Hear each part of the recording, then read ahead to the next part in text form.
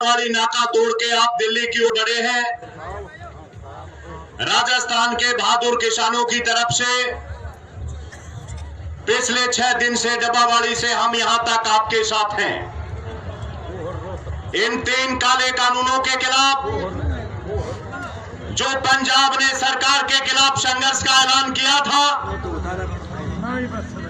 राजस्थान के अंदर भी लगातार हमारे किसान साथियों ने,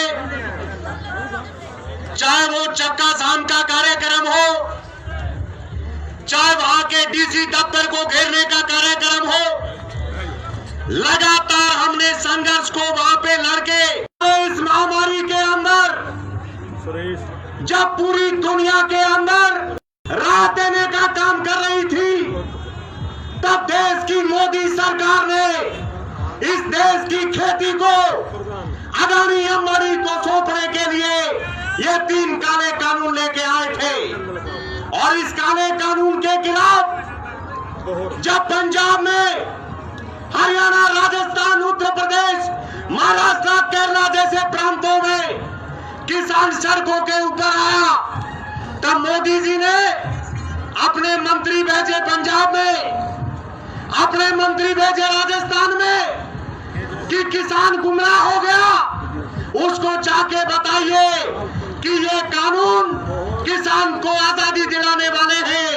हम मोदी सरकार को कहना चाहते हैं कि मोदी जी, देश का लाखों किसान पंजाब के नेतृत्व में तुम्हारी सीमा पे आया है तुमसे पूछने के लिए कि अगर कानून के अंदर किसान के, मजदूर के, व्यापारी का अगर एक फायदा है तो आप किसान के सामने रखिए।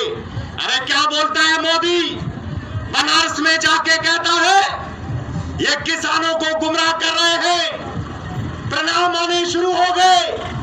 बीजेपी की आईटी सेल, ऐसे टीवी चैनल जो चुटभैया टीवी चैनल है, वो लिख रहे हैं कि ये पंजाबियों का आंदोलन है। वो लिख रहे हैं ये नक्सलियों का आंदोलन है। वो कह रहे हैं ये खालिस्तानियों का आंदोलन है। अरे मोदी जी, अपनी ब्रिगेड को भेज के देखिए। ये 80-80 साल की मेरी माताएं इस ठंड के अंदर, कड़कड़ाती ठंड के अंदर ट्रालियों के नीचे बैठी हुई है। ये बुजुर्ग, ये नौजवान ये कहने के लिए आया है कि धरती उसकी माँ है।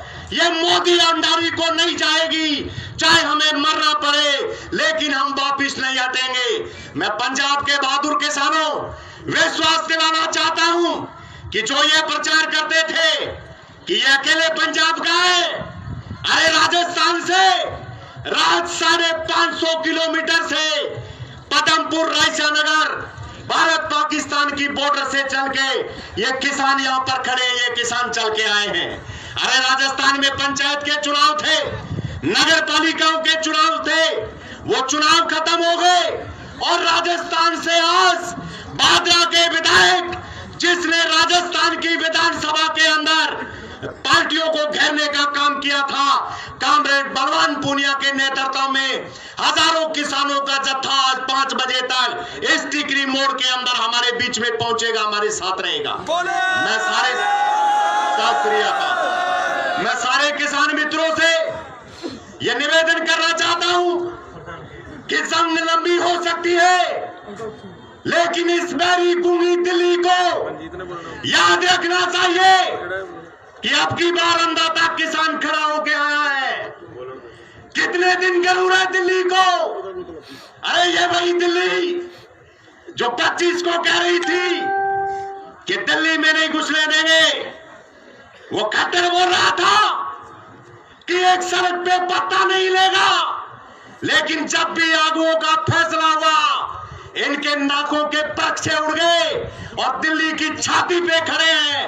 अमित शाह दोनों हाथ जोड़ के पहली बार 6 साल में बोला है कि आइए किसानों, बुरारी का मैदान तैयार है। लेकिन जत्थेबंदियों ने कहा है कि अमित शाह मोदी के जेल खाने में नहीं, फैसला सड़क पे होगा और सड़क पे डटे हुए हैं, अनुशासन जाब्ते से डटे हुए हैं।